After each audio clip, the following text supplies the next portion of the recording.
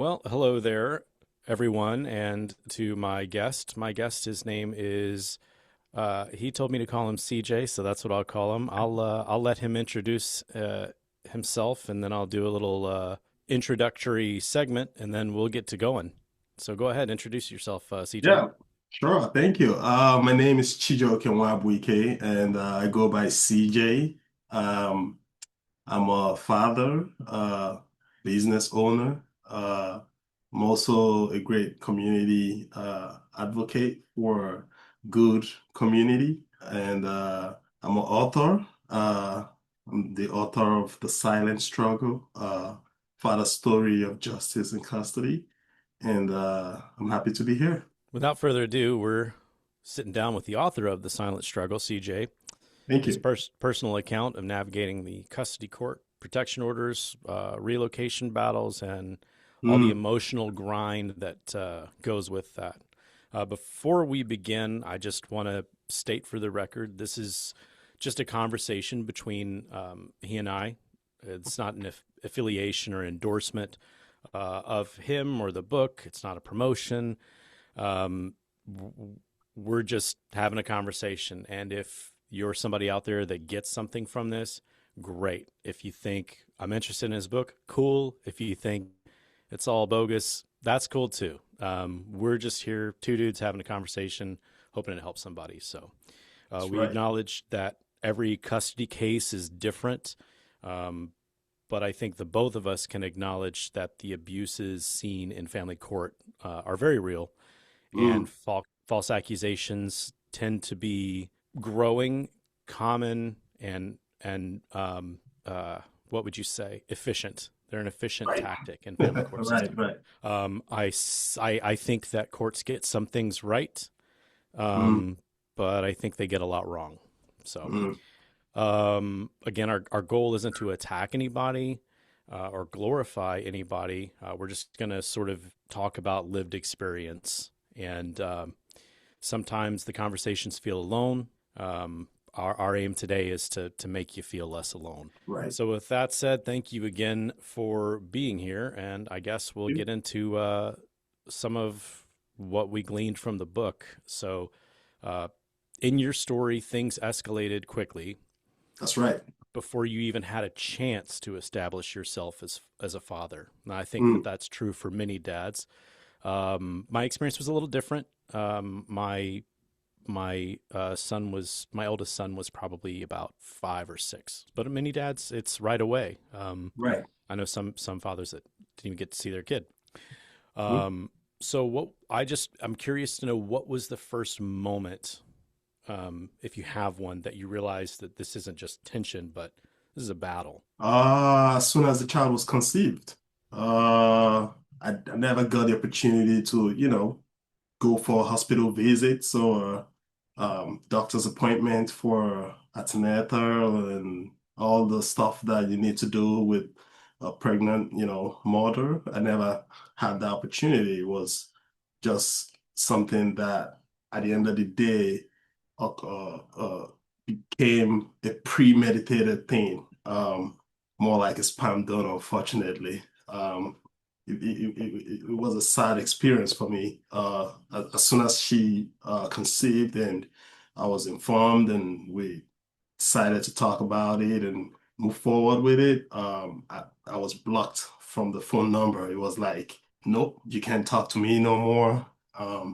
Forget about it. And about a year later, I got all these court papers and false accusations of all sorts, protection, all that I wasn't aware of. I mean, how would you obtain a protection order when you're not in communication with someone? That's the sad part of, how easy it is to obtain these heinous protective orders. And in fact, I wasn't aware of the first one until the second one when I showed up to court and said, hey, I want to respond to what's going on with this whole case. And I was informed right there that I had a protective order and I don't have any rights to communicate and all of that. And I remember at that time, because I have a 5 years old boy right now, and we were in Chicago at that time to, cater for his health because he's got a rare health condition called heterotaxis syndrome. And because of that, we had to travel to Chicago for his care. And I would drive from Chicago to Michigan, Grand Rapids to, respond to court motions. And uh, I, I, I put in motions 4 times to the court in response to this false protective order. Each time I put in a motion, they schedule a date, and it gets to a point 2 days to the hearing date, they tell me, "Oh, sorry, we didn't see a motion." Did Uh, did you did you were you doing all of this pro se, or did you Pro have an se, attorney? yeah. At some point, well, in order for me to vacate those protective order, no attorney would take the case. So that's the systemic part of it. In my opinion, because I don't understand why an attorney wouldn't want to take such a case to defend a client that is saying, hey, this false protective order and lies, they're not true. I struggle with hiring an attorney in order to vacate those protective orders. So I never was able to get an attorney to do that. I pro se those. I did those on my own. After several nights, sleepless nights, struggles with understanding how the law works, and just, mentally drained. Got to the point where I said, you know what, I'm a pro se. So yes, I did pro se. So I filed a motion to respond to those protective order. Each time I did that, I I get a kind of legal maze. It was the fourth time where I, put in another motion to respond, and they told me, well, we did not have a date. This, that. I was like, you guys are, obstructing my constitutional rights. I think that's statement on the phone with the clerk at the court at that time spark, some eyebrows, and right there, they were able to schedule a date for the hearing. And same week, we got in the court, and the judge was like, "Hey, what was it you want?" I'm like, "Judge, this person is saying I did something I didn't do. I'm trying to figure out what proof, what's facts, And it got dismissed and vacated as if it never occurred. And the crazy part of that was that she had another plan, which was her moving to another state to obtain another false protective order, and she was granted that. And I had to hire lawyers, and it was a different state. I didn't know what the law was like. I mean, she went as far as obtaining warrant for my arrest. That was cyber stalking. I mean, I can't even communicate.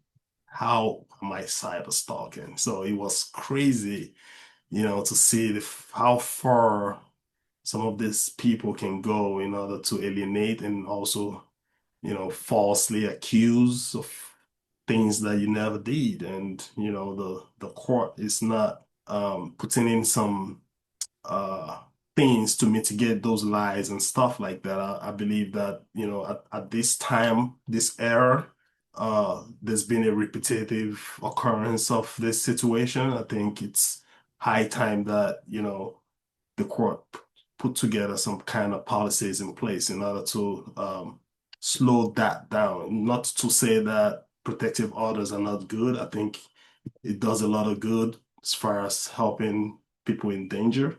But again, in the same vein, um, people are using it, for selfish gains. And I think there should be some difference there. Thanks for sharing all of that. I wanted to point out a few things. I guess I forgot to say this in my opening disclosure statement. It's like Yeah. it's funny, like you have to do all these disclosures nowadays. Um, I'm not an attorney. I'm assuming CJ, you don't have a bar No, I'm license, not. right? No. So we are in no way giving anyone any legal advice. We're just That's right. sharing anecdotal information. So I wanted to get that out of the way. That's So right. nothing construed in our conversation should be Nope. uh, illegal advice. We're just talking. Just So talking, sharing up, Right. private experience, personal experience, no legal advice. Right. So the first thing I wanted to point out is I think it's admirable of you to have pursued this uh, sort of unrelentingly. Mm, Pro se, um, many dads in the beginning sort of come to this brick wall, that's right? right. This protective order situation, and they're like, "Well, Hmm. how did Do this even happen?" Right? yeah, Because like somebody can just go downtown and say anything, and then yep. boom, automatically you're stripped of certain constitutional Your life uh, changes. rights, and your life changes. It That's sort right. of upsets the normal churn of your life. Yeah. And what's interesting, what you said, and which you, I assume, know now why attorneys wouldn't take you on. Um, if you have a temporary restraining order, my personal, as a person, not an attorney, fight with all of your might to get that dropped, because That's right. when they stick, they're near impossible to get removed. They can be, however, you must be tenacious. And the Yes. reason for that is that, first of all, no judge is going to want to go back and say, "Oh, I was wrong," number Right. one. And Right. number two, they're not going to want to sell out their buddy judge, even if they don't even know him, right? Right. Because there's a certain sort of like caliber of respect that they Exactly. think that their position holds. Right. So that's what CJ was confronted with was, well, if you're new to this, an attorney is a mediator, is a guardian ad litem, is a Hmm. judge, just depends on the day and the chair they're sitting in, right? So he was confronted with this reality that he didn't even know he was in, Mm. and that was, if the order is granted, then good luck, Right. Right. right? Of course. Yeah. So it's admirable. Many dads kind of throw up their hands, and I don't blame them. I understand. Um, it's just, if this is you in that situation today, we've got a guy here that said, you know what, I'm going to fight it, and he did so, Right. and came above it. So you can That's right. too. Yeah. Just know that you're in for a fight. That was the that was a very long first thing I wanted to say. I know, right? Yeah. Uh, And that's the first thing that usually happens when it comes to alienation. You know, the first step of alienation is the other party obtaining a protective order. Because once they have that on you, like you mentioned, the rest is history for them. Because no judge is going to want to listen to what you have to say. So any dads that's out there, struggling with this whole case, with again, this is not legal advice. This is a lived experience. What you need to do is ensure, I put that in my book that, that's part of your resiliency. Sometimes these things are to test you as a man, and you gotta stand up to it. Ensure that you stand up to that PPO, that restraining order. Make sure that you respond to it however you can. Go back to court, get it taken care of. And that's going to be the windows and doors opening for you from there. yeah, and that's important too. What you said is respond. So again, if you're new to this, welcome to the maze. Right. Um, y there are all of these sort of like procedural things that you're going to be new to. But the most important thing is, don't ignore anything, because Don't. what can happen is what's called a default ruling, and That's that right. what happens is they assume that you're not contesting it, and so Yeah. therefore they'll just default to whatever the petitioner has asked, Mhm. usually. Right. So anyway, not legal advice, just Yeah. saying. That's right. So the second thing that I wanted to say that you pointed out is, you went from one place to the next, and you said that you didn't know what the laws were. And a lot of people don't realize that not only does the way that the court works change from state to state, but it can vary from county to county. So Oh, yeah. you can have states, you have your Yeah. state law, your family code, your Yeah. statutes, whatever they call it, Hmm. and procedurally how they interpret them and how they act on them It's can different. can be different Yeah. from county to county, and That's right. worse yet, even judge or magistrate to judge or magistrate. That's correct. Um, and so that's also something important to note. So Mm-hmm. if you're gonna do this, I there's a lot of people in the pro lawyer camp because they Mm-hmm. don't want you to screw it up for yourself, and there's a lot Yeah. of people in the pro se camp because they're saying Yep. don't leave your life in the hands of somebody else. I'm Nope. torn. I'm torn. I'm not a great person to represent myself. I'm too Right. passionate, Mm. and so I don't think that I would be good for that. Right. And Right. I think that's important to know about yourself. Right. But I'm not recommending anyone to go pro se or attorney. I'm just saying you need to inform yourself first and foremost, and hopefully Well some equipped yeah. So hopefully some of this conversation can get you and shed familiar. some light on it. Yeah. And then finally, the third thing I wanted to say, based on what you said, is one thing that's kind of near and dear to my heart is advocacy, obviously, Yep. and I think that it does a lot, but it doesn't do enough Mm. because we can talk about it and we can bring awareness, but it doesn't give anything any teeth. And what you were saying is that the courts need to implement something to sort of right the course of some of these systemic issues. And I would rebut that statement with the courts are never. This is very anecdotal, opinionated. Yeah. Um, the courts would never put a leash on themselves, and so Well, that's that. I believe that it's up to us to hold the courts of accountable, course. Right. and and Right. and primarily what I think that looks like is pushing for legislation that Correct. that gives the courts either a mechanism of enforcement Right. um, for the parties in the case or mechanism enforcement to hold the court itself accountable. Right. Um, and so I think in the course of our conversation, we'll probably unpack some of those things. Some of those. Yeah. Yeah. But go Well, ahead.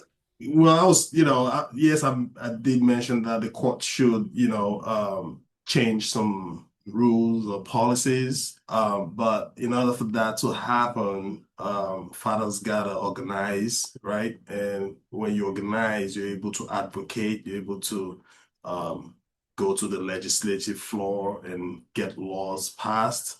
So yes, again, back to your point, you're right. I think by the time we can advocate and organize, we'll be able to pass laws that would be favorable for both side of the aisle. What are some of those things that you think would be helpful? I'm not sure if we're skipping ahead, but like what is a positive change that you think would be good for the courts either to enact or the legislation to change I to think, yeah, I think of the hook, once the child is born, I think it should be a 50-50 custody for both party, dad and mom. I think it shouldn't be something that has to be more for the mom. I think no matter what the case is, because now you have a lot of kids that don't have their dads on their birth certificate. And that's because of the current system. I think if we can have a law where there's a 50-50 chance for both dad and mom, regardless of what the case is, I think that would be a perfect way to start out. Because knowing that there's a 50-50 chance, the dads have a fair chance of, whatever they want to do, moving forward. The mom also would understand that, well, this is a 50-50 case. I don't have an upper hand like it is now. You would be surprised in some cities or counties or even states, once you have the child as a mother, you are the sole person, custodial parent of that child. I don't think that's fair because the mother didn't make the child alone. I think there should be a law that says dad and mom has a 50-50 custody. I think it should be spelled out that way. someone in our comments the other day definitely does not agree. Uh, but I But won't. it takes two to make a child, Yeah, well, and maybe I'll follow up on that comment later before we go down that rabbit hole. Is it's like a taboo topic? I'm not afraid of it, but I'll bring it up later. I jotted it down, Because so you I'll got to remember. understand, some dads were kicked out of the picture, not by their own making, right? Yeah, It wasn't, some dads fought all they could. They did all they can to be in the picture, but they got alienated. They got incriminated, you know. They made them look as though, painted a picture of sure. them being something they're not. And Well, so, I've encountered plenty of dads that didn't even know. Like, you know, the parents weren't together. yeah. Whoops. Months later, they find out, and now they're trying to get in the picture. And it's like all of this fight exists just to get in the Mm, picture. It's not even that they were married or that they even planned to right. have anything. It just happened. Hmm. And why, especially when you have someone that's wanting to be in the picture? Right. Why give them a fight? Exactly. I have some answers to that question, but again, I will follow up into that later. Right. I So, think we all know what the answer is. yeah, we'll get there to the end because otherwise we'll Yeah. just rant about that the whole time. Right. Okay, Right. so moving on, a Yeah. major theme that is in your story is persistence. You filed Correct. motions, you refiled motions, Yes. and you pushed through some delays. Yes. I guess, do you think that family court sometimes becomes a test of who can outlast the other parent? Yeah. Yeah. It gets to a point where, you push. It's a test of the law, in my opinion. Especially from my experience. Like I just mentioned a few minutes ago, I filed response to those restricting order, and the first motion I filed was scheduled for hearing, but 2 days before the hearing date, the motion was tossed in the trash. Right? I did the same thing the second time. Right? Same thing happened. I did it again the third time. Now, some people gonna give up, right? That's where the persistence comes in. I did it the fourth time, and the same thing happened. And I was like, hey, you really, really obstructing my constitutional right. Because I have the right as a citizen to respond when someone alleges of a protective order, especially a protective order that's of that weight. Because guess what? You don't have your rights are being tampered when there's a legitimate protective order on you. Meaning you don't have the right to bear arms. You don't have some jobs are not going to hire you, right? And that's how bad it can get. So when I was filing those motions, I did three motions, which nothing happened. The fourth one, nothing happened. I had to be like, hey, this is the fourth motion I'm filing. So yes, again, it's systemic, but not everyone can come true like that. You can have five dads, and maybe just the one dad is going to be the one that'll be like, okay, I'll keep filing it. But what I'm saying in the silent struggle is not one dad should be the case. All dads should file and file and file. When they say no, hey, this, that, that, they can find your, go back again and file it. You got to be persistent with it. That's how you get a fair share in this situation. Yeah, so I one thing you said made me think down a line of thinking. Um, there is a woman in Minnesota, and Mm, her husband actually sat in on some of my uh, court dates. Her name's Molly Olson. She sat in many of these closed door meetings, these workshops that the court officials were in. And there's a video of her, and she's talking about I can't remember specifically what they were talking about, but she raises the question like, well, how are we doing what we're doing? Because this violates the parent's constitutional right, as laid out in Troxel. If you're not familiar with Troxel, mhm, now you at mhm. least have the word. Go look that up. We could Go spend look all it day up. talking Right, about right. that. But essentially, that every parent has the fundamental right to rear their child, right? Right, right. And the people, like all of them in the room, looked at her like she was crazy, and they were like, Mm, "That it doesn't apply here. It doesn't count here." And it's I see you shaking your head, and I yeah, agree. yeah, However, in a way, it doesn't, because they've created this whole system and yeah, framework that they operate within, and they sort of ignore everything else. And an important distinction to note, and I think this is some getting back to what reminded me, right. is that you are not afforded the things that you would normally be afforded Mm, whenever you're accused of a crime, right? That's oh, criminal court, right? yep. So in family court, someone can make criminal accusations and you have to refute them and defend them, but you're not afforded any of the rights that you would have in criminal court. Nonetheless, you still face permanent consequence. Right. Uh, and so you're not afforded the right to an attorney. You're not Nope. afforded a jury by Mm, peers. And the evidentiary standard is far lower. It's preponderance. Whereas if you're in a criminal court, depending on the level, it's either clear and convincing or beyond a reasonable doubt. And if you're not familiar with any of those terms, I implore you guys in your own time, look up all of right. what I just said. Look up the Yeah, yeah. evidentiary standards, Hmm. and look up the difference between civil and family court, and you'll or criminal and Cool. family court, Right. because Hmm. family court is a civil court, Yes. um, but it even operates different than a regular civil court. Civil So, court. Right. Right. but anyway, I just wanted to bring that up because you were talking about your constitutional rights, and Yeah. the truth is that when you bring up constitutional rights, a lot of people either look at you like you're crazy, or they'll be like, "Oh, brother, here we go." Right. Right. And they look at you crazy because you don't know the rules, and it's like, no, no, no, you don't know the rules. Right, right. When I brought that up on the phone with the court, the schedule we're hearing ASAP, ASAP, as soon as possible.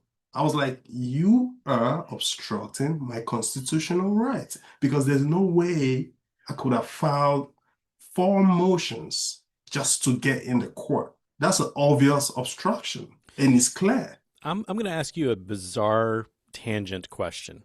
Right. All right, so you have you have a strong, not a strong, you have a moderate accent and a difficult name. Did did you were you born in the United States, or did I you wasn't. immigrate? I wasn't. I'm an immigrant. So I this is what I wanted to point out, and I guess correlation and causation, I don't know, but That's right. um, I'm with you. what I find is that more people that immigrated tend to be much more savvy with Huh. knowing things about the law, or at least their wherewithal to learn about the law, Right, and right. they tend to know more about America than most, U.S. born citizens. It's almost Yeah. like we've become lazy and complacent, and so. And I could be completely wrong, but maybe the fact that you pressed them on the matter, and you sort of sounded like you meant business, may have Yeah. been more intimidating, because most of the time, again, when I hear people talk about constitutional rights, they get scoffed at Mm, and ignored. But the fact that your response, I mean, maybe it had nothing to do with anything, right? It could have yeah. just been happenstance. But You then again, know, you know, they you could have know, been as a intimidated. right, but as an immigrant, right? When you adjust to become or naturalize to become a citizen, right?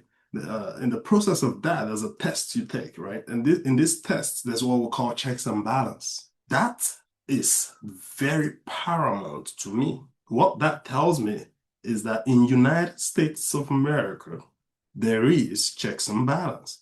It depends on how you explore that. And so, if you're in the right and someone is trying to make you feel you're in the wrong, well, there's checks and balance. You got to be able to stand up and say, hey, no, I'm not. Especially if this thing is going to put you in a criminal spotlight, And so knowing that, I guess, helped me to be like, no, especially knowing that I didn't do anything wrong. I feel that. And the other thing too, if I can take a moment to talk to dads out there, and maybe let me know if you felt this way throughout everything that I was going through. It was the best way to describe it, the ultimate gaslight, because the Mm-hmm. whole time I'm fighting against this, and it just felt so unnatural. And Mm-hmm. began to question, like, am I wrong here? Am I doing Right, right. something wrong? Because I'm having to fight this and convince everyone that I'm not. And I, like, did you ever feel that way? Like at some point, like, am I the bad guy here? Yeah, I mean, it's also mental because you got to understand when someone say, "Oh, he's a bad guy," and you let it, then you mentally deal with that and be like, "Oh, maybe I'm the bad guy, maybe I'm not," and that can morph into something else. People have been in this whole family court situation, lied against, of course, falsely accused, and never came back from it, never came back from it, even though they didn't commit any crime or do any wrong. And again, it goes back to that mental thing. Yeah. Uh, and I think that's how we got to look at it because a lot of men out here are not there as far as the mentality. And I don't blame some, men or fathers. I think we have a lot in our palms in some instances where we can't even pay attention to those things. Uh, and again, we got to come together Yeah. as fathers and advocates for laws that's going to help us. That's going to put everyone in a leveling playing field. Because when everybody's in leveling playing field, then is way better. Not just so you're fighting someone that is already up here, and then you're just trying to get up there. You're already defeated. It's like a rigged fight. Right.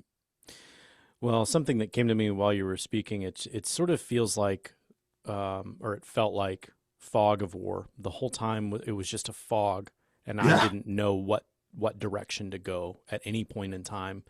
And I would implore everyone listening, if you feel that way, find your compass. And I would say that your compass would be build a support network, and that Build is that that work. is what we're doing here today. That's right. Um, Fathers Anonymous, we have support groups that we hold every month. You can message us, you can email us, and if we're not the right fit, I'm so happy to share other organizations or just people, because this whole thing is very disorienting. Mm, You sort of lose your. I mean, fog is a great metaphor for what you see around you, but yeah. more than that, you sort of lose your sense of like reality or what justice even is, Mm, because a lot of guys go into court and they think that the truth will out. That if I'm a good guy, I keep doing the right things, I'm honest, the truth will out, and that's just not the case. You're up against procedural law, and procedure does not care who's right, all wrong, right. good, bad. Yeah. So, yeah, I would just say in the fog, find your compass and Right. reach out to us, anyone. Support groups. Um, Yeah. yeah.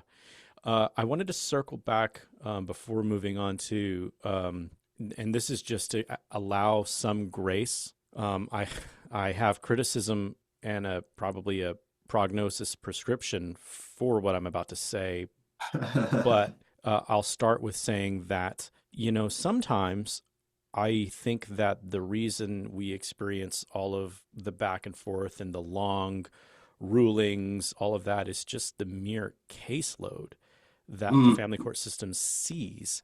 And to that, I would say they don't have to exist.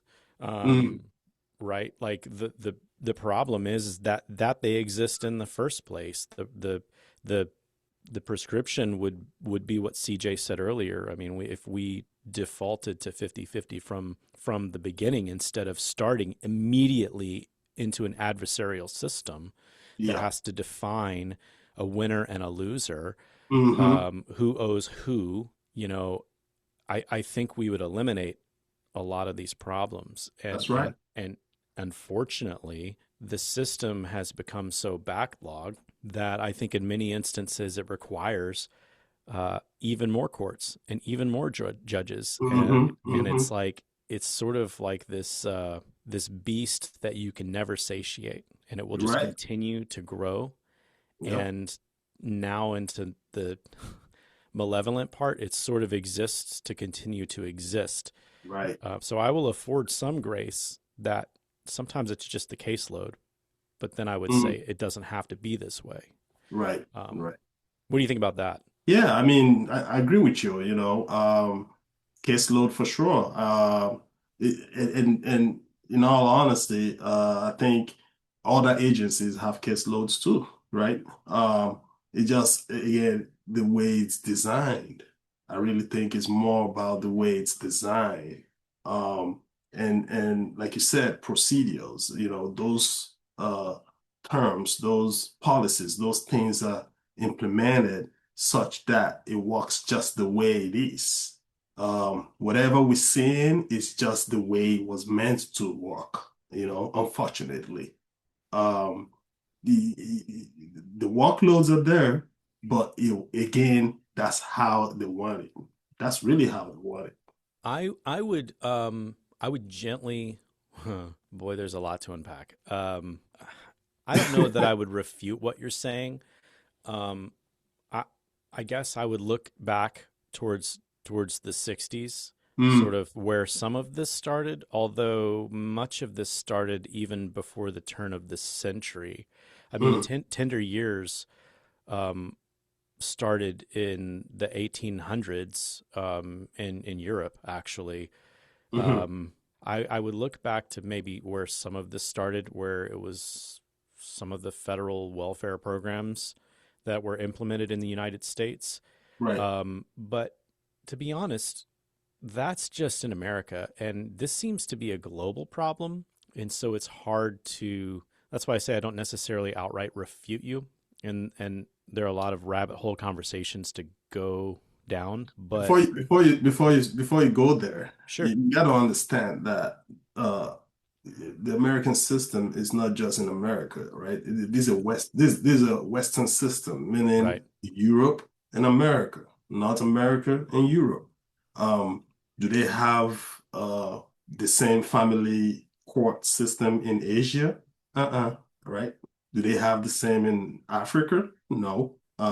Again, so you got to understand that the system is not just limited to United States.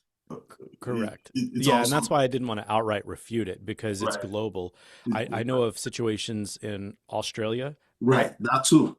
however, and you're absolutely right about Asia, but it doesn't mean it's any better because I know of some Right, situations out there. right. Um, I would just say I just want to because there are some very pragmatic people that I'm familiar with that may hear this and think, well, that's not exactly right.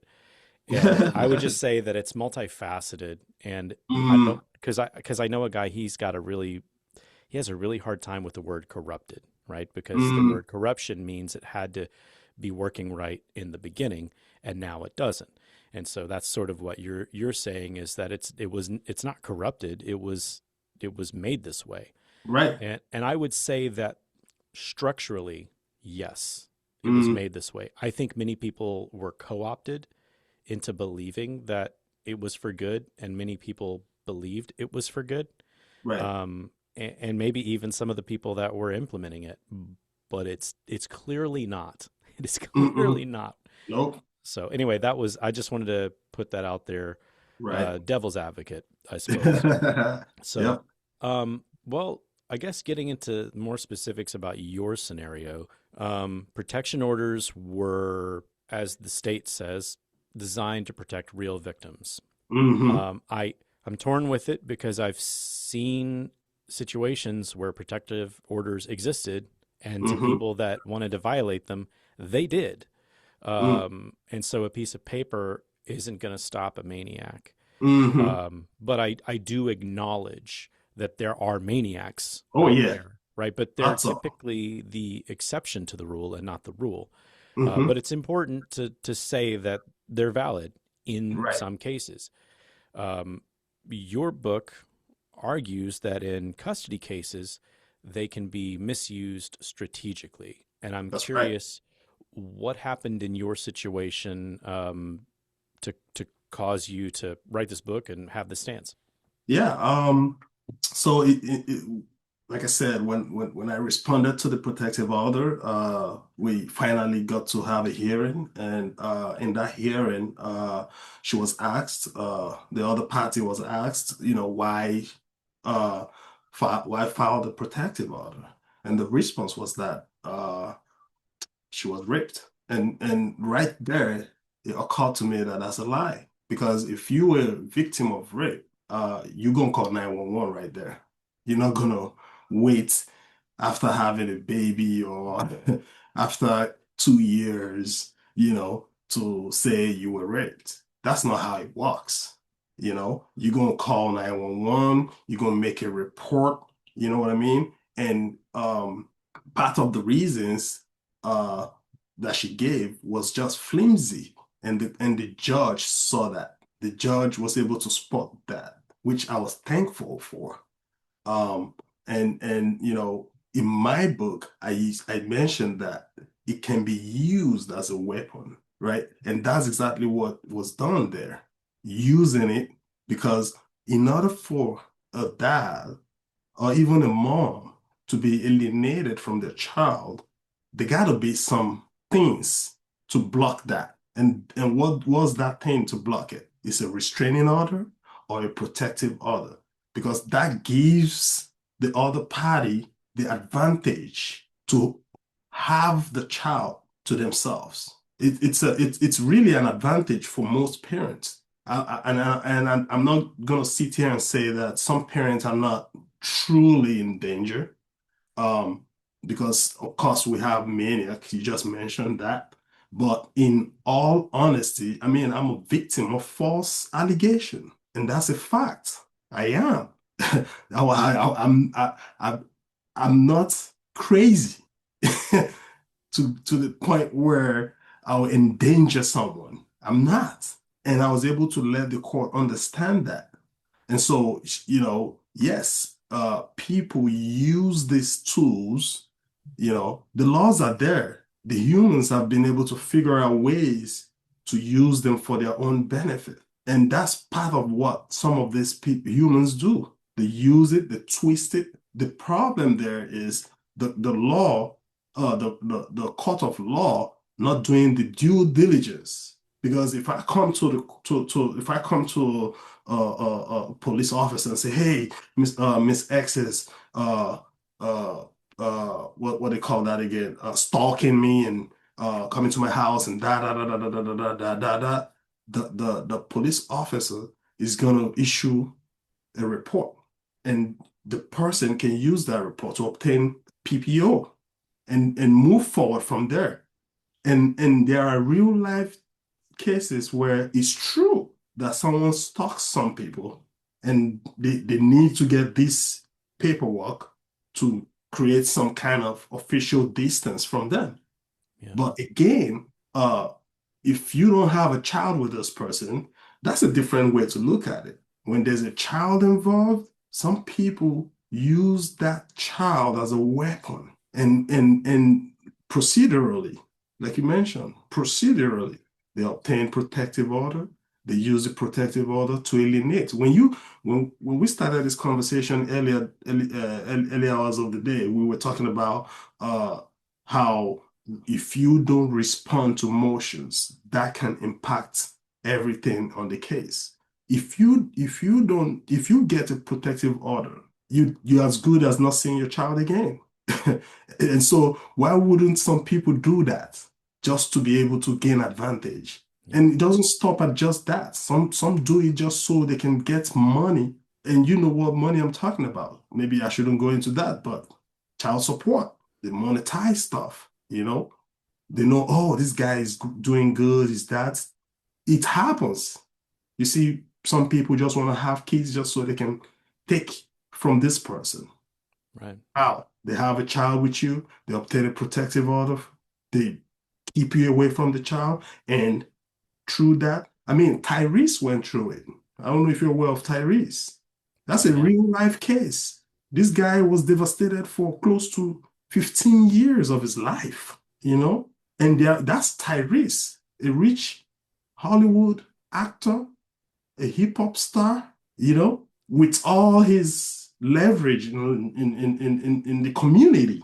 Before we go down the rabbit hole of money, I have a few more like questions, but just to put a pin on this, I there is something that's always fascinated me, and of course, there's not really a good answer, but it blows my mind when we talk about someone like Tyrese, or any NBA star or football Right. star, right? Like, okay, so they have these like massive alimony and support orders, but my child, so in a single month, someone like I don't I'm just going to make up a number. Let's say somebody like Tyrese has to pay $20,000 a month in child support for one kid. For one kid, right? I have three, and my support order is uh, currently about $1,300, I think. Right. 1,300 approximately.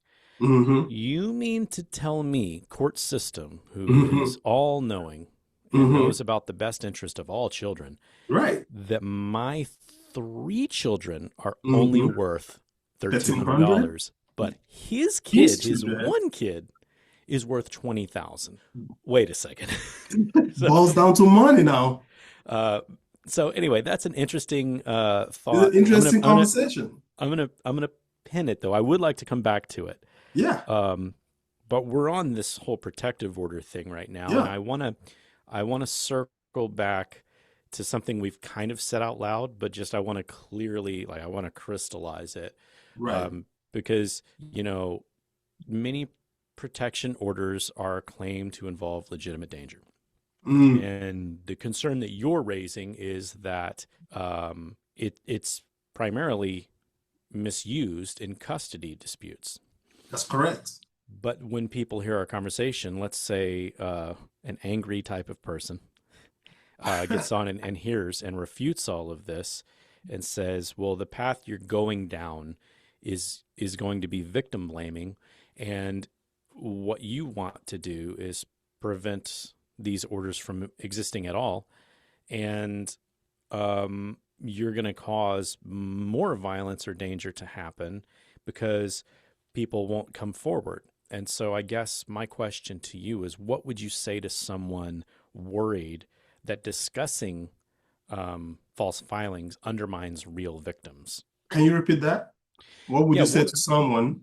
what would you say to someone, that angry person is claiming that you are going to be undermining real victims? You see, there's what they call jurisprudence and law, and jurisprudence uh, goes real deep.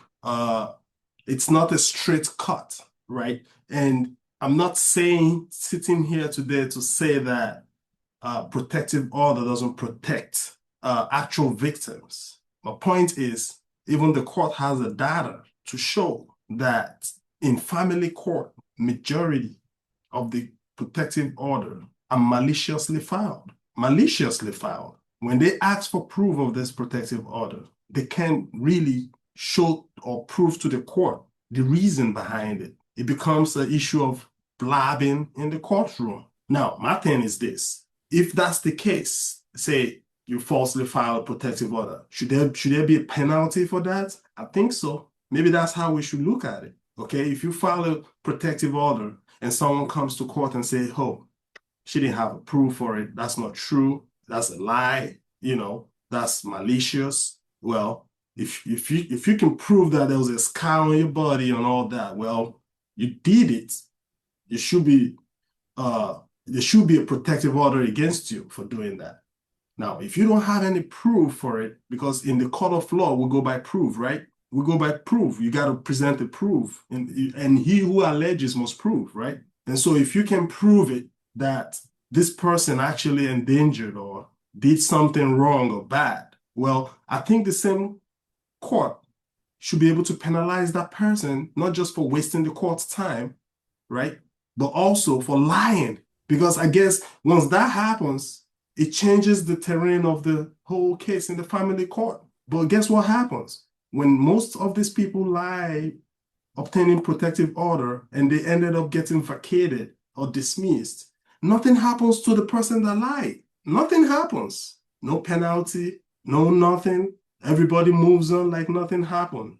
Meanwhile, those protective order has deprived the innocent person of their livelihood, their job, their sanity, their mental health, you know? So if you want to obtain a protective order, you got to be true about it. You got to be honest about it. That's how it should start.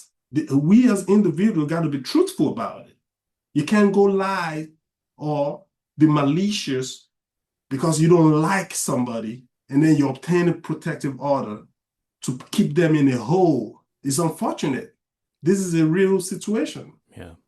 And All I'd like to say, my response to those people would be, I'm pretty sure there's not a statute of limitations on that crime, that specific crime that you were accused of. And if there is, it's probably a fairly long amount of time. So what I would say is, if there's been a crime, report the crime. There's no reason to go through this procedural limbo. yeah, Why would you want someone that committed a crime, one of the most heinous crimes that can be committed upon another human being? Why would you want them to walk freely amongst other people, people, but exactly. but just not me? Right? Right. So you're fine if they have the possibility to do it to someone else, just not you. Mm, You just want a right. piece of paper that says just not me. That doesn't Me. make any sense to me. That doesn't No. track. So if Right. someone has committed this crime, please Report report the it. crime and Yes. let them go to criminal court Yeah. and deal with it, And right? deal with that. I don't Yeah. think either of us and anyone in our movement opposes that. In fact, that's No. what we want. Yes. Um, because basically what's happening, to go back to what I said earlier, we're facing criminal allegations, but without the criminal scrutiny, which, well, it leads the question, why wouldn't you want that scrutiny? That's the Right. question. Why wouldn't you want the scrutiny? Well, Mm-hmm. I think we know the answer. I want to I want to plug somebody here. He's a friend of mine, and I'm not sure. Have you, CJ? Have you heard of a man named Robert Garza? Yeah. I think I've heard about that. Yeah. I'm actually gonna put this on the screen. Let's see. So Robert Garza is a man here in Texas, and he has been working towards kind of what you're talking about. And one of the bills he has is called the Three Strikes Law. Mm. And essentially, what it does is it gives the court the teeth to hold people accountable for these false accusations. That's right. And so, what happens is, if someone is proven to have made a false statement, Mm-hmm. not suspected, not dismissed without merit, if they are proven to have made the false accusations, then the first time it's a fine, the second time it's a fine, the third time it's a fine and jail time. Right. And typically what I've heard in all of this is, if it happens once, it's probably going to happen again. Like if Again. they made a false accusation, it probably won't be the first time because they got away with it and they Right. learned that they can do it, they can say it, and there's no consequence. If it gets Dave, dismissed, they'll just do it again. in my case, it happened in Michigan. It was dismissed. They went to another state to do it again. So you're right. If it happened one time, it's going to happen again and again. Right. I agree with that law. There should be accountability. I just mentioned that.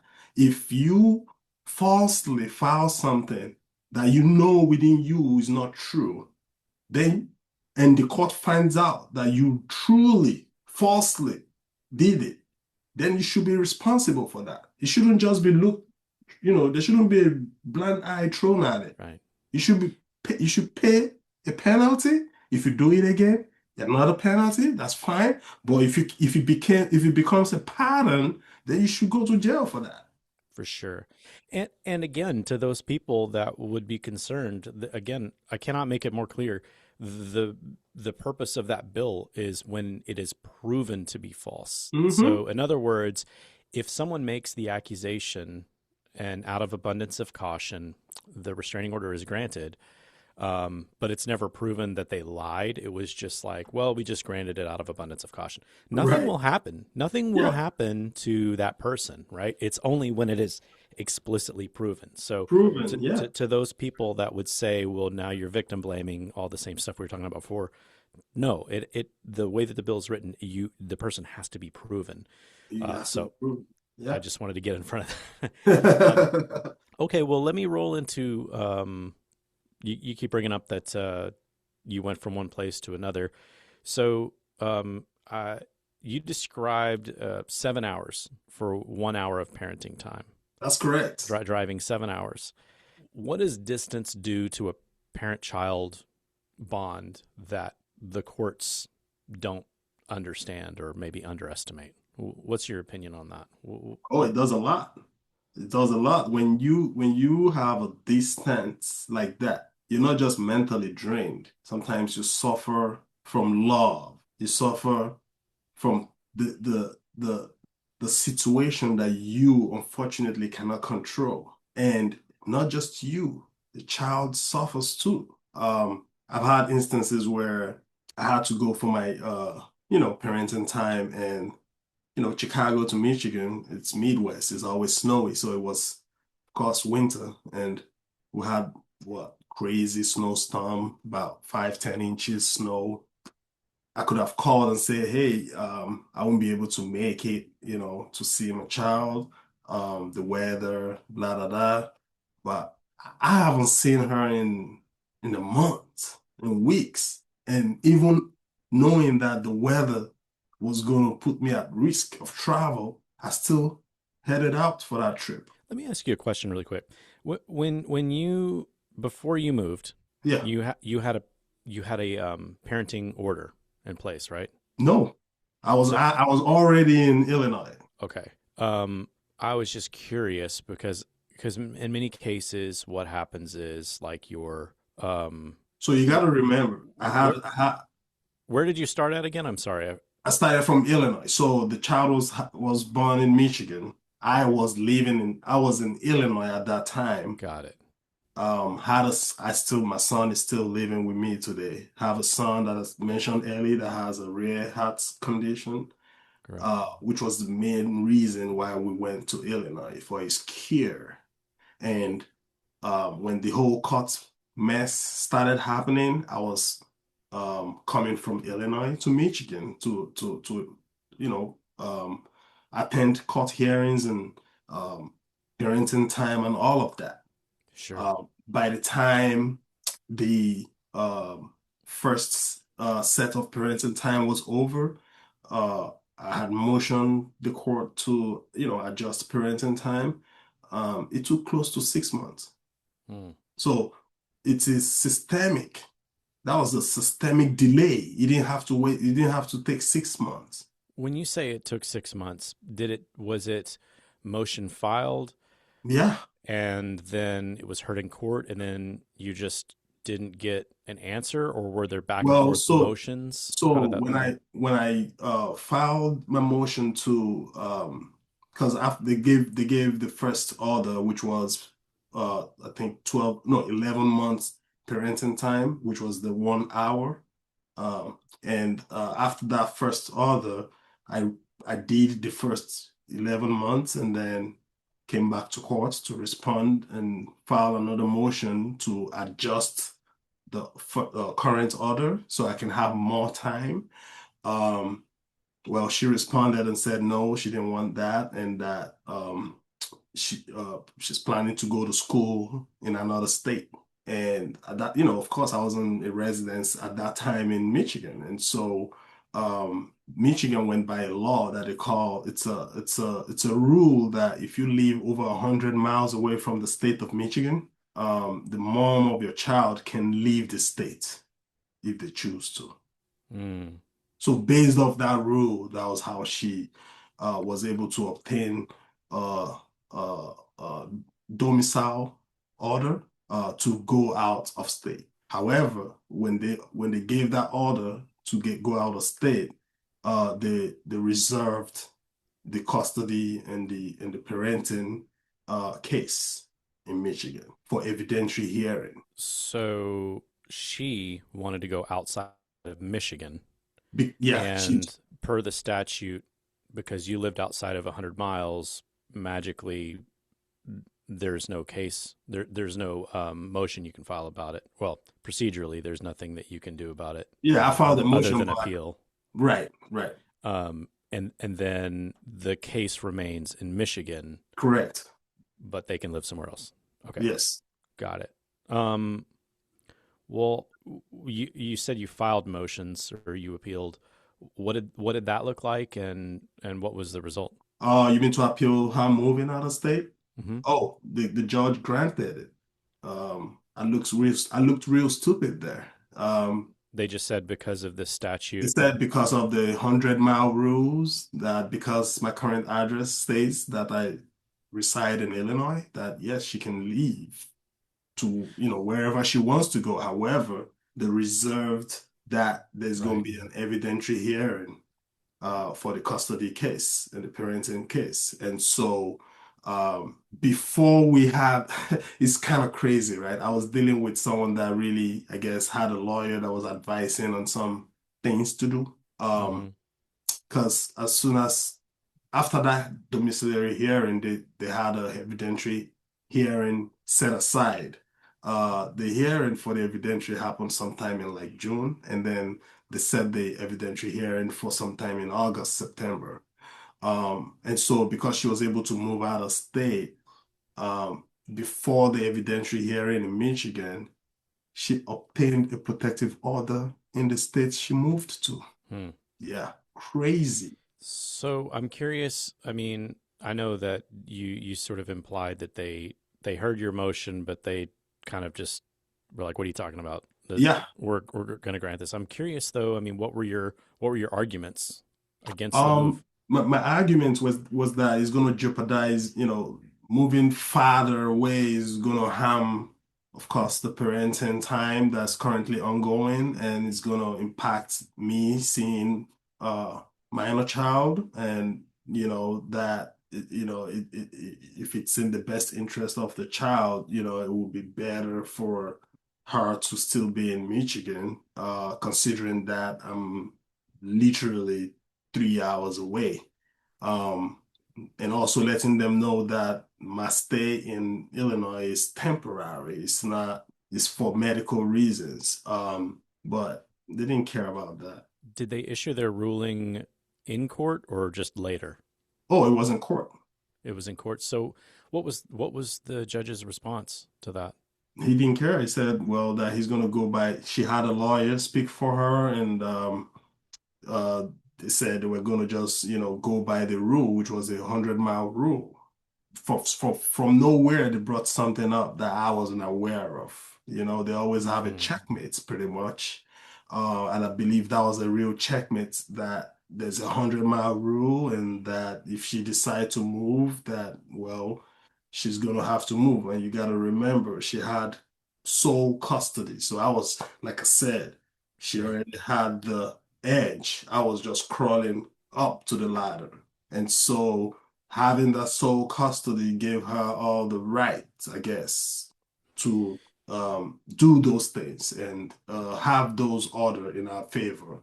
Yeah. Uh, the judge said no, that first she's got sole custody. I'm like, don't eating having this sole custody doesn't deter me from the parenting time. One and two, is going to impact that, and three, it's also not in the best interest of the child. And I guess Well, that's that where you're wrong, pal. The courts get to decide what that is.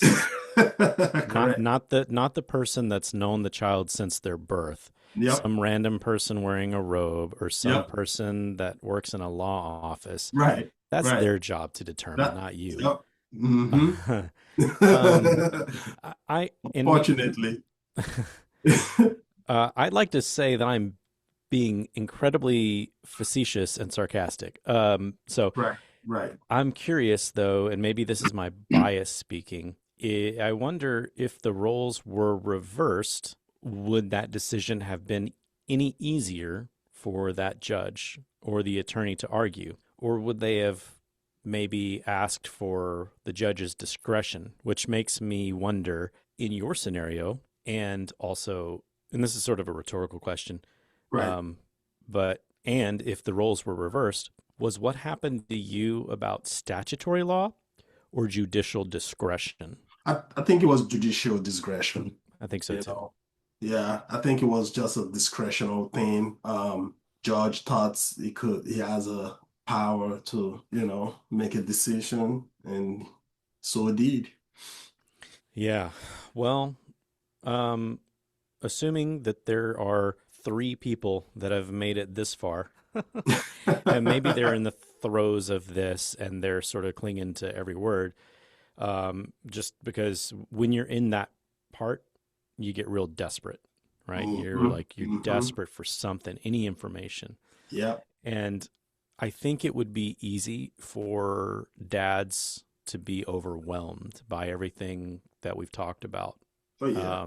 And especially hearing that particular part where it's just like you think you have a valid argument, right? It's reasonable because Hmm. you're not necessarily arguing about dad. You're not arguing about the parents' rights. You're saying, I want my child to have both parents. I want my child That's to have right. access, right? And so it's not even about me. It's about No. I want the kid to turn out okay. I want the bond to be as good as it can be in Yeah. this weird scenario. And it seemed like a very callous switch, like, nope, this law exists. Bye bye. Yeah. Of course, Yeah.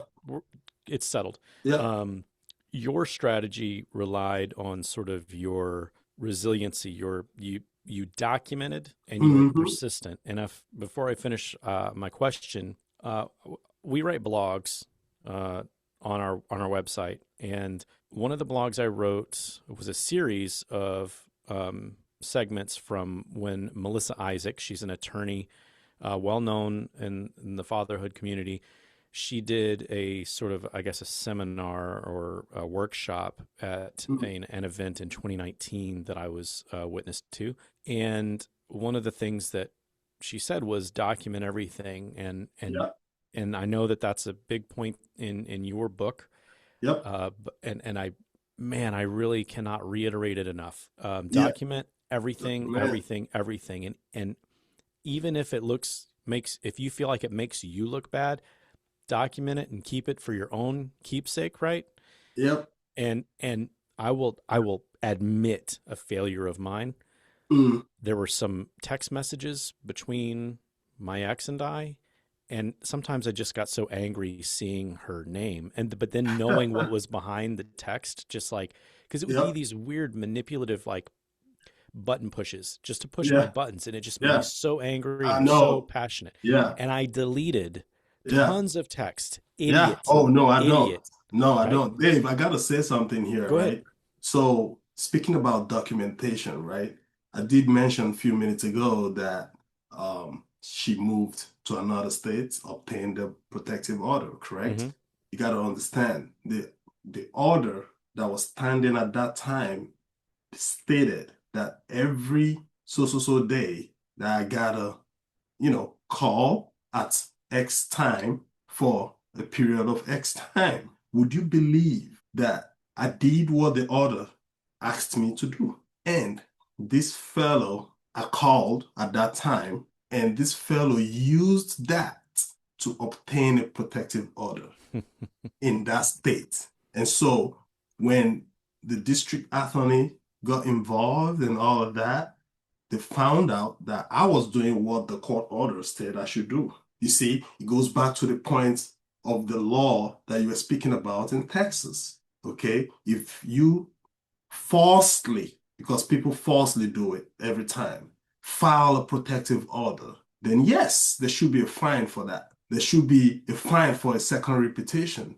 And there should also be jail time when you keep doing it. It becomes a pattern. So why would someone use a court-ordered call to obtain a protective order? That's a false allegation right there. There should be a penalty for it, 1,000%. And you know? this is where, for those dads that aren't in the middle of it, and I highly recommend, if you're in the middle of your case and you're in the middle of Document. fighting, um, advocacy isn't necessarily where you need to be. You need to Right. focus on what's in front of you. Front of you. Um, Yeah. because a lot of people get overwhelmed and burnt out. Hmm. It's not for you. If you're sort of on the back end, I implore and beg you guys to give back to the community for the kids. And Yeah. this bill that we're talking about, this three strikes Yeah. law, um, Hmm. this is why it matters, because if one guy does it, or let's say a group of people does it, and we get it passed here in Texas, great. Well, who cares if it's in Michigan then? Because Right. they're not going to apply that law in Michigan In Michigan. to a Texas law if the case No. is in Michigan. So it Yeah. matters that we all march together and try to get these bills in all the states. In And all that the guy Robert, states. and Robert Right. Garza, he is actually, um I've seen it. I was sitting in his kitchen and he pulled out his Yeah. laptop and he had this like spreadsheet. He all of his bills, he is like catered to the state Hmm. that like, if you want to push the bill that he's written, he's Yeah. actually gone in and looked at the statutes, so to make sure that it's sort of cohesive with the current Which each statutes that state. exist, right? So Right. it's not just like this blanket law. No. There's a big advocate in our community, and he kind of passively implies Mm. about this guy and says that, oh, you can't just go around doing this one bill, it doesn't work. And Right. it's like, okay, well, that's not actually what's happening. um, so I would say, again, in your case, if this Uh-huh. existed, it would help you, but it has to exist everywhere. Everywhere. Correct. Because Michigan's not going to care if it's a Texas law. So, anyways, Right. I just wanted Hmm. to make that point that, yeah, absolutely, that would have helped you in your scenario. But it has to. We got to get it everywhere. Yeah. So, anyway, that was. I'm And we sorry. got to I'm document. Yeah, and that's how you do it, right? Because Yeah. you're not able to get anything to work for you if you're not documenting it, right? Oh, To sort of circle back, what happens to the dads that don't have the money, time, or emotional stamina to do what you did? What do you think happens? like you said, you got to have a support group. You got to find a support group around you. Father Anon is one, right? They've got other support groups in other many states in the United States, right? Um, there are also legal aids that you can use. I call this an eye opener for fathers. It's a lesson moment, you know. You familiarize with the law, you read, you study, right? It's unfortunate, right? People go to jail and then you see that they're well read when they go in there, right? This is the moment where you gotta pick up yourself and tap into that strength because we all have that strength. Tap into it, find those support groups, reach out to support groups that are leaning more towards fathers' rights, reach out to legal aids. That's what I did. I spent close to $50,000 in law fees, juggling between two states. And what's crazy is that's not a lot. It's crazy. I've heard way higher, but You it know, is a lot. it is a lot. That's how, some in some cases I represented myself. If I had maybe used lawyer all through, probably would go to six figures and up Easily, easily, easily. you know. Yeah. Well, I used some of those legal aid resources, support groups, did a self-study.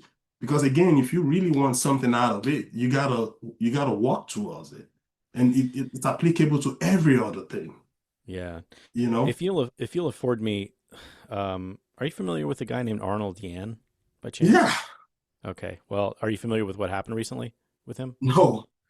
Okay, so just speaking of attorney fees, he's a friend of a friend. Actually, he's a friend Uh-huh. of several of my friends, and Oh, okay. I'm in the middle of shooting some documentary films, and I think it was possible that he was going to be in one of the segments while we Mm-hmm, were up mm-hmm. there. I might still go back up to Dallas, but anyway, So speaking on legal fees, the way that I understand this story is that he and his ex were in a custody fight. His ex hired an attorney.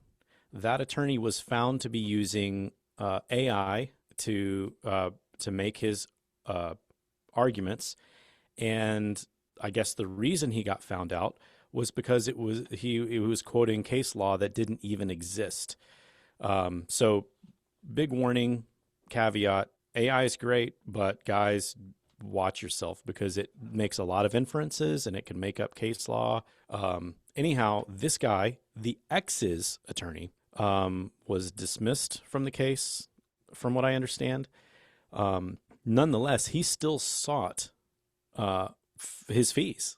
So he was still trying to go after the money that he was owed. Mm, The house that they lived in, considered a marital asset, I guess at some point she had forfeited her part in the deed because he was going after the to put a lien against the house. hmm. Well, just this past week, some judge in Tarrant County, I guess, allowed this lien to go through, even though her end was forfeit. And so Whoa. now it was Arnold Yan's home. And so he was fighting to not allow this to happen. They put Right. a warrant for his arrest. They waited for him to drop off his kid in the morning. They arrested him allegedly at gunpoint. He went to jail, and whoever with the attorneys, I guess, arranged it to get all of his stuff, including his kids' stuff, thrown out into the front yard. There's Oh, live oh, videos all over Facebook of people going through all of his stuff. This happened just days ago. wow. And they kind of delayed his ability to get bail posted. They posted the bail, then they still waited to release him. That's And sad. a lot of his stuff got taken. Some of the stuff I think he's recouped. He's out of jail now. I mean, this happened just days ago. Wow. All over attorney fees. I guess Wow. that's the big point. Is like it was his ex's attorney. It wasn't his attorney. It was his ex's X attorney. is a And Tony. and I guess this is maybe a bad thing to be talking about because it could be pretty discouraging. But the reality is you're up against a monster, and the Hmm. monster, like I said in the beginning, is an attorney, is a guardian ad litem, is a custody evaluator, is a mediator, is a judge.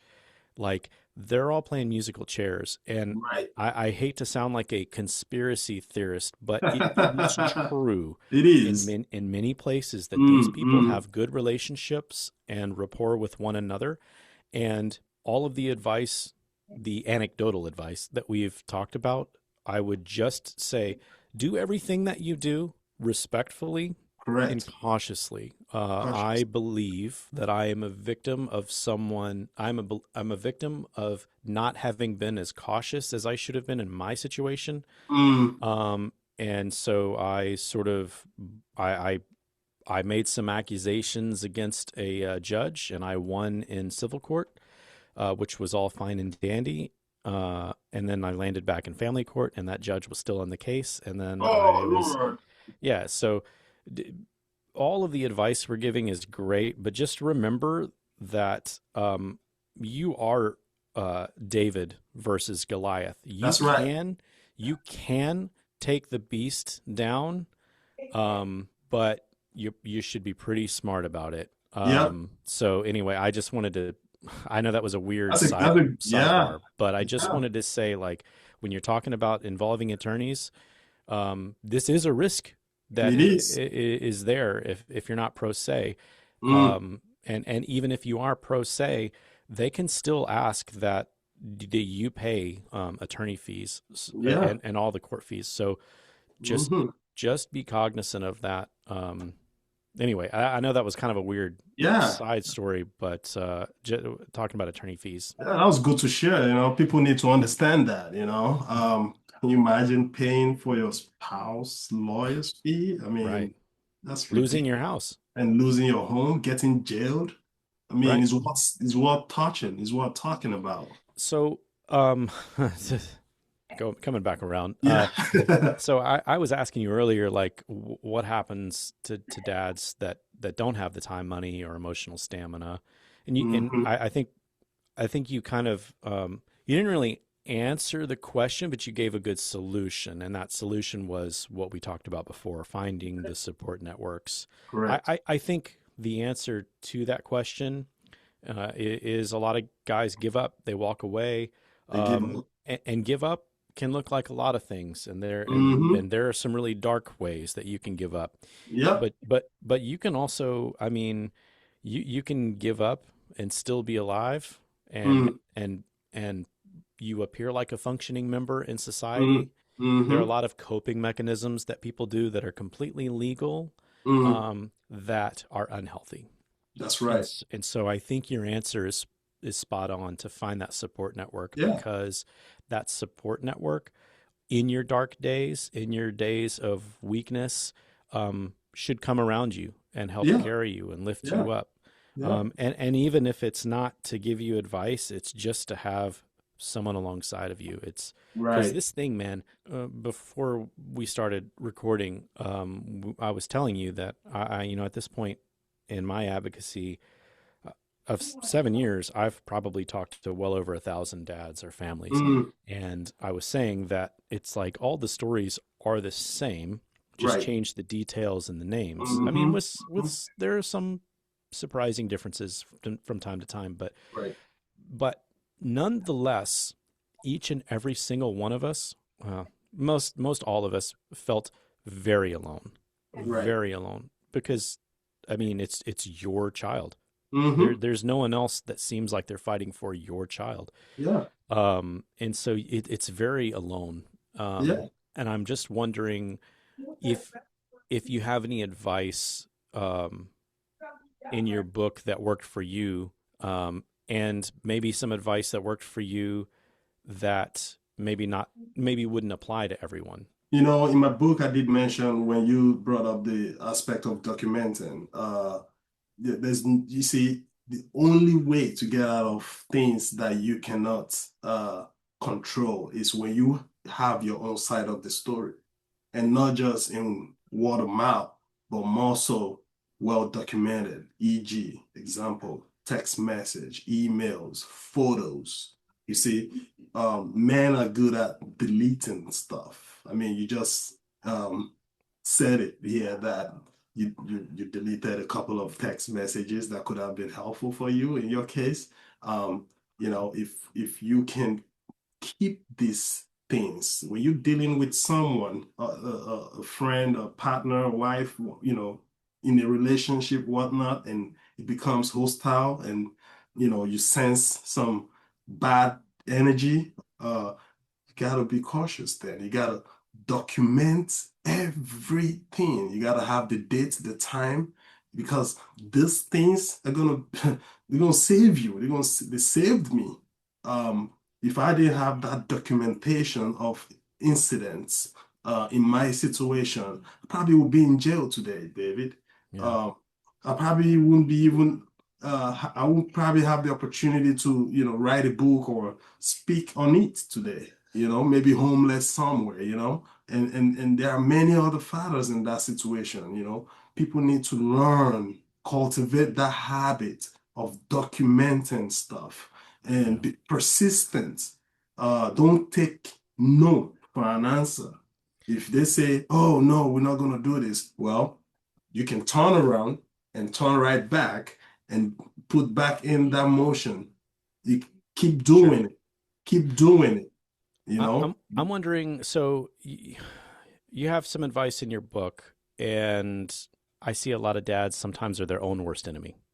Mm, And so I'm wondering if you have any advice that maybe if somebody hears, they could take it, but then use it sort of inappropriately, like escalate conflict unnecessarily. They're saying that they maybe are mirroring strategies like you said, document everything. So I I went out of way and made a fake email, and I got all these emails from them, or whatever, right? Like that would be like a malicious way. Like somebody right, made a fake Facebook right. and became friends and screen. You know, like there are ways that you can do things inappropriately. I'm wondering if there's any other things that maybe you can think of. Right. Well, you know, you don't have to create a fake account in order to have real documentation. And because that can also shoot you in the leg in the court of law. It can come off as though you're stalking or, cyber stalking pretty much.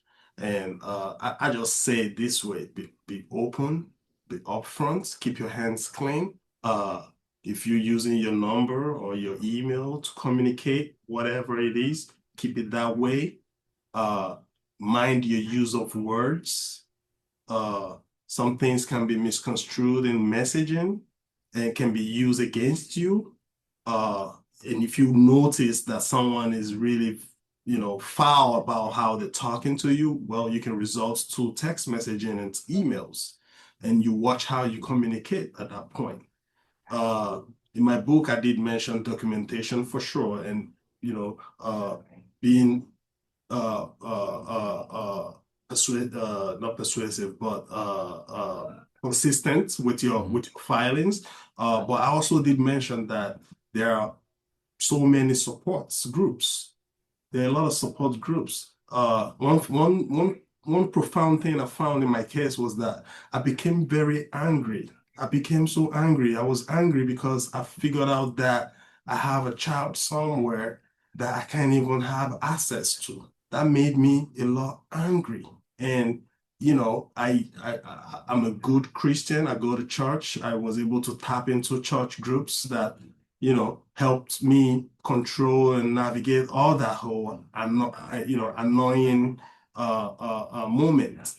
And I'm sure a lot of dads are out there angry, bitter, you know, not happy, and sometimes they kind of put it on their close allies, their families, their friends.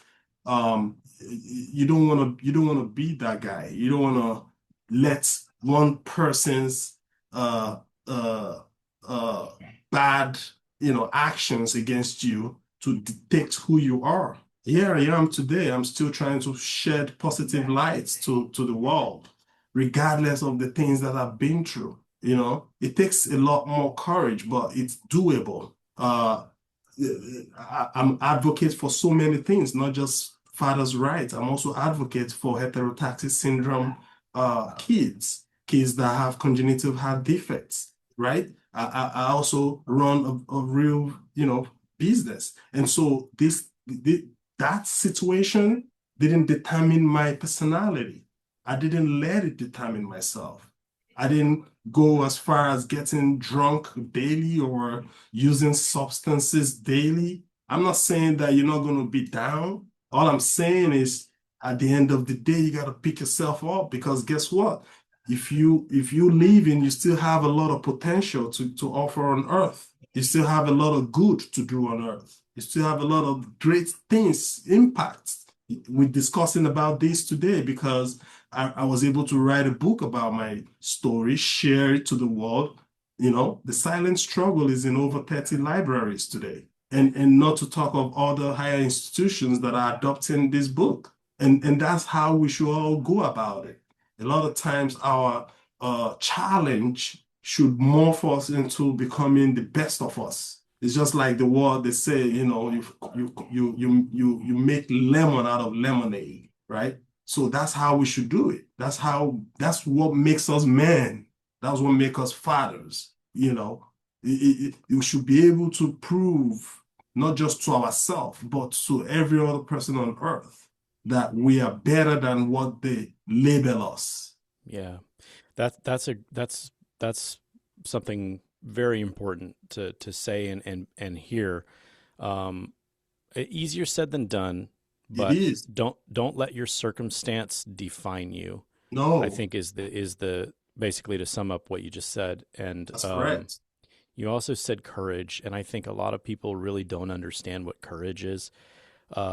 Courage requires fear. Mm-hmm. It's not courageous if you're not afraid of it. And so courage is a really important word that you used, because I think a lot of dads are afraid of you're afraid of the unknown, like what could happen, what You have might happen, unknown.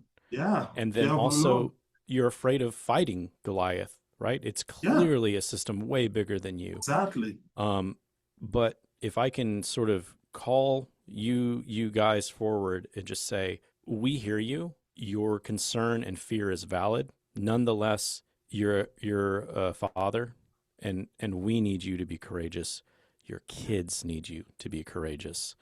And And whatever that, go ahead. I gotta mention this. There are men out there that truly commit or do things that warrant them to have restraining order on them. For example, abusing their partners, right?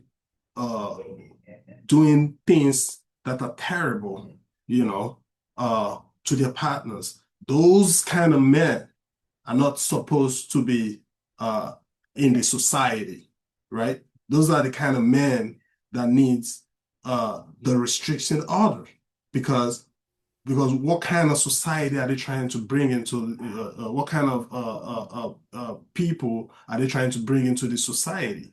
What kind of family are they trying to raise? You see, we both agreed that we're not saying that every man should be nailed to the cross Right. because of what uh, they got himself into. Yeah, I would just say again that if they are doing bad things, then they need to Yeah, face the penalties for their crimes committed, yeah, and also I would like to say that there should be a path to redemption for everyone, that's, and so I guess when I say be courageous, I'm also thinking of dads like me. Where I chose to walk away to stop fighting just mm, out of the fear for these um, known, restraining orders to keep coming, these orders for protections to keep coming, because if they did, and I would lose my job, I would lose my right? career, and the Yeah, state's not going to do me a favor and lower child support and alimony, and mm, ultimately I would end up in jail or worse, yeah, and so I hear a lot of people say don't give up, and I do believe that, but sometimes that looks different for different people, and I would just offer some grace to those people that uh, did give up or are back around. Like, you can still be courageous. There are still ways that you can redeem yourself, and so correct. just because you regret your decisions doesn't mean there aren't things that you can do today. You can join nonprofits, you can write a book, you can push for legislation. There's tons That's of right. stuff that you can do to Yeah. sort of lay out a legacy. Hmm. And so I think that's important to note. Yeah, I have a couple more questions for you, and sure. then we'll wrap up. So my first question would be if a father got served papers this week, what's the first mistake that you think he should avoid? Say that again. If a father gets served, Today, let's say, uh-huh. a dad just got served papers, divorce papers or custody papers, whatever they look like. Hmm. What's the first mistake he should avoid? Communicating with the other party. That's the first thing you should avoid. Don't get in your feelings trying to talk to that person Good because it's advice. clear. Yeah. It's almost like you have everything to lose and nothing to gain. Right. Just know it that it's up, Yeah. you And I, know? I guess I guess that's not saying like if they're asking you about like an exchange day or something like that. That's No, one thing, but just that's remember different. that cordial conversation is out of the window because they've involved the court system, and so now Yeah, like that's sort of your go between. So yeah, yeah, that's good advice. yeah. I would ask you what single habit protected you the most, but I think we've made that clear. Document everything, Definitely. and don't Yeah. be an idiot and delete messages. And for, No. and and for the record, like me deleting stuff, it wasn't like pertinent information, and that's Right. why I felt justified, like okay to do it because it was causing me to be angry. I was in my feelings, Mm, and I didn't want to respond to her seeing the last messages be what they were. right. But in family court, it's like, again, the normal rules don't matter. Truth, objectivity doesn't matter. It's almost like a character assassination game. Hmm. And so if you can paint the other person to be a bad person, it shouldn't matter, right? If Yeah, if my ex and I got into fights every day, yelling battles like that, okay, fine, that was between us. It has nothing to do with the relationship with the child. correct. But nonetheless, it's still used against you. And Mm, so my point with all of that is that saving some of those text messages where she said absolutely terrible things, I I could have brought forward in court saying, yeah, okay, yes, she has screenshots of me saying harsh things, but Your Honor, so did she. But you know, instead, she selectively chose the things that would make me look that's right. bad. And I Yep, was trying to be above board and just said, I'm going to forget about it. I'm going to move on. nope. She Mm-mm. didn't. She didn't Yep, move on. yep. Don't do that. So yeah, don't do that. Yep. Okay, I guess before I ask my final question, I would like I would like you to just run with anything that you want to talk about. If you want to unpack the book any or anything that you wanted to say or get out of this, now's your chance. Thank you so much, David, for having me on this platform. It's such a honor to be here. I appreciate the work you do advocating for fathers through um, Fathers Anonymous. I respect that a lot. Unfortunately, there are not enough of advocacy for fathers. Um, Prayerfully and hopefully we get to have more fathers advocates like yourself. Because the more numbers we have, the easier it can get. Um, as far as the silent struggle, it's a memo. That's what I call it. It's a memo for uh, young men that are yet to be dads, and even those that are dads to understand that things like this happens. Um, your best friend can be your worst nightmare overnight. Um, Understand that uh, when kids are involved, it becomes a different ball game. Uh, and in order not to get yourself nailed, um, document as much as you can, and don't delete any email, text messages, pictures. Uh, Protect yourself because uh, once you get into the courthouse, you're 100 points down before getting in there.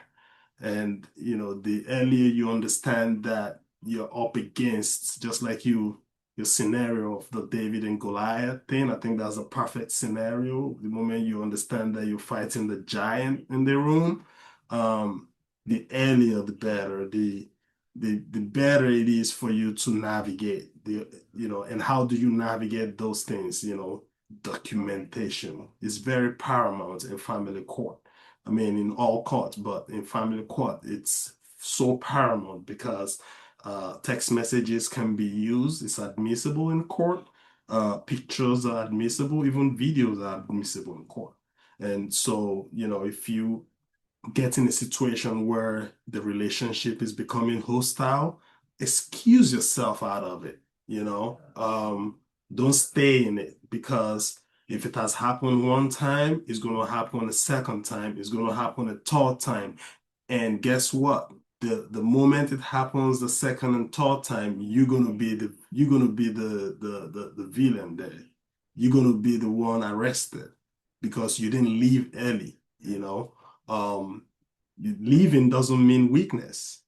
Um, you got to understand that we have more to life. The fact that you have a relationship with somebody and a child with somebody doesn't end there. Um, Dave just mentioned that, he does so many other stuff. Engineer fix planes. I didn't let my situation keep me at bay. I didn't do that. I kept moving. I knew that I'm living a life of purpose. And that's how every man should think. I think understanding that we have a purpose in life is always going to help us uh, be ahead of the curve.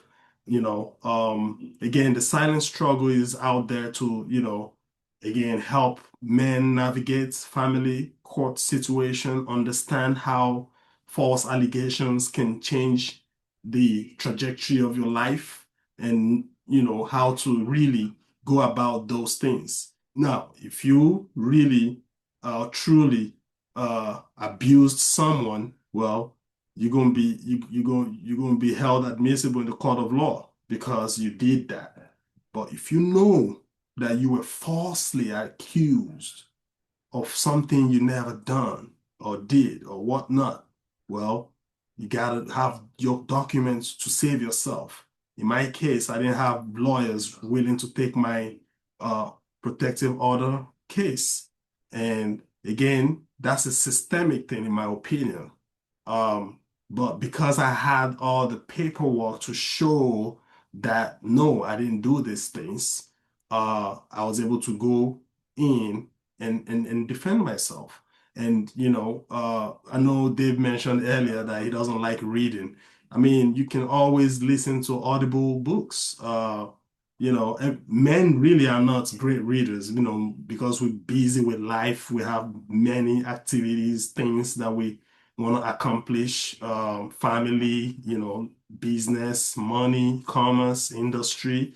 And so that was why I made the book really a 44-page, book. So that way it's not voluminous or, large page where, it's discouraging for you to read. It's really a 44-page book. So, and in today's world, we have Audibles, we have iTunes where you can just type in what book you want to read.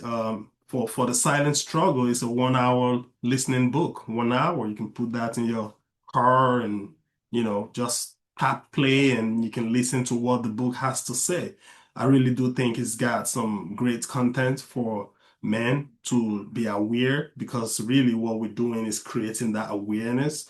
Uh, because in order for us to keep the advocacy work going, we have to create a lot of awareness. And through that, we can be able to push for legislative, laws that would, again, balance this scale, because the scale is not balanced right now.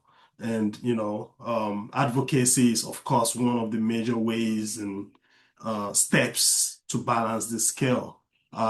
They said in an African, there's an African saying that said, too many words does not fill a basket.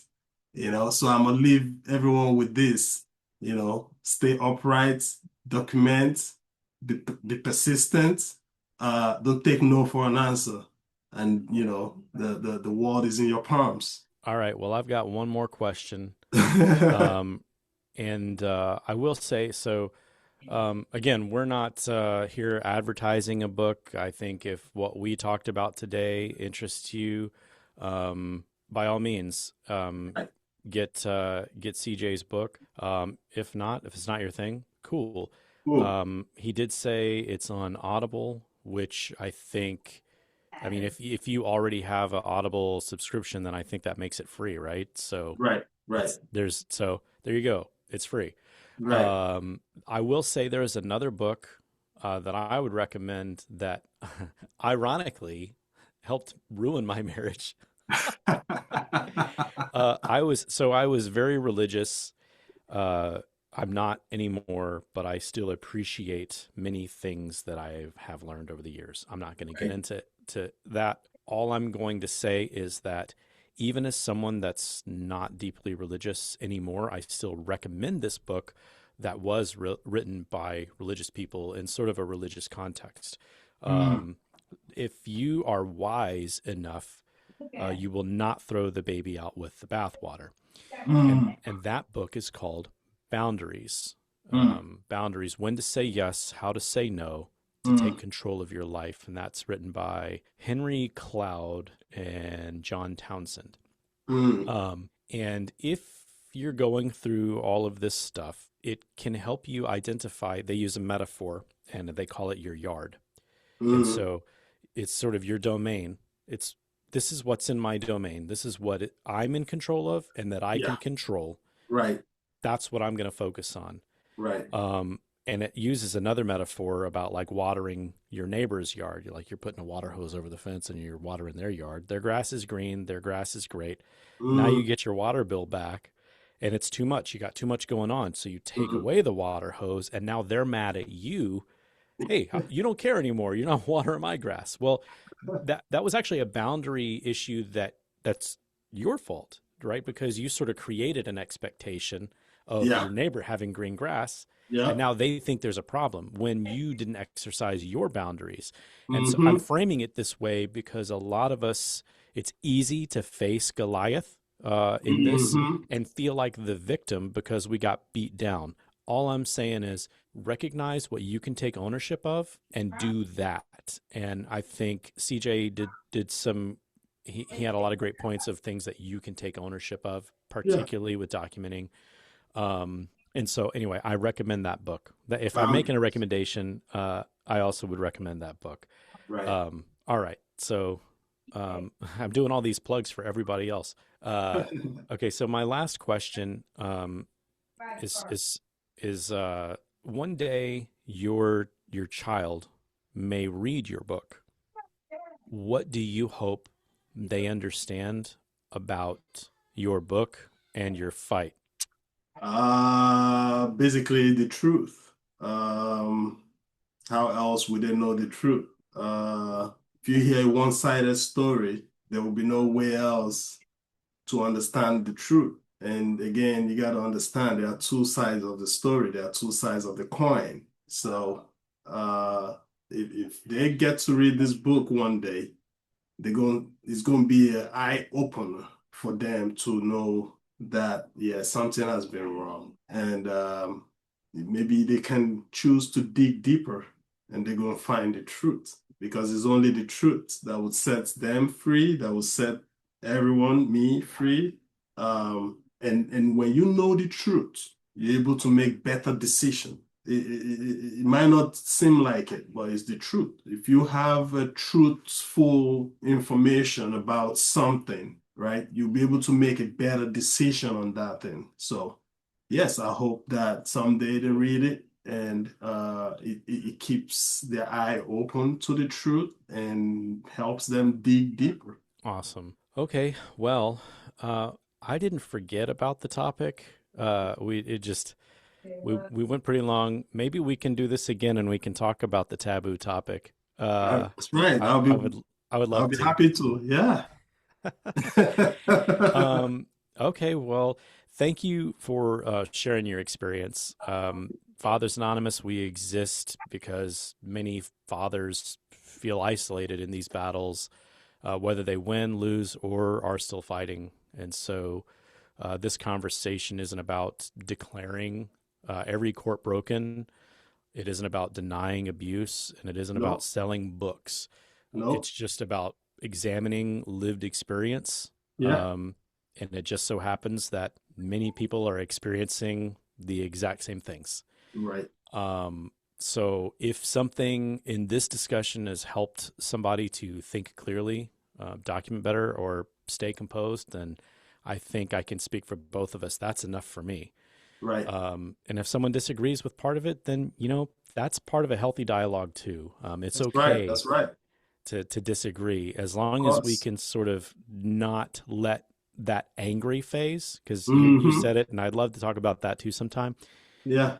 It's very valid to go through an angry phase, but the Mm. second you recognize it, that's when you start need that's when you need to start recognizing what you're in control of, Yep. and that's one of those things. Yep. So our commitment is to fairness, accountability, and keeping kids at the center. I really appreciated your focus when you were sort of arguing your case to the Michigan court. You were focused on, I just want my child to have a healthy bond, and so Right. I respect that, and I think that's something for all of us to emulate. It's easy to think about my rights, blah blah Right. blah, but it's Right. like, man, think about your kid. And Yep. so I commend you for your posture and all of Oh, that. thank you. So Hmm. um, thank you for joining, CJ. Thanks for your time, Thanks, and David. let's definitely do this again sometime. Yeah. Sure. Yeah. I think we should do another session of it. Copy that. All right. Well, everybody, thanks for watching and take care of yourselves. Thank you.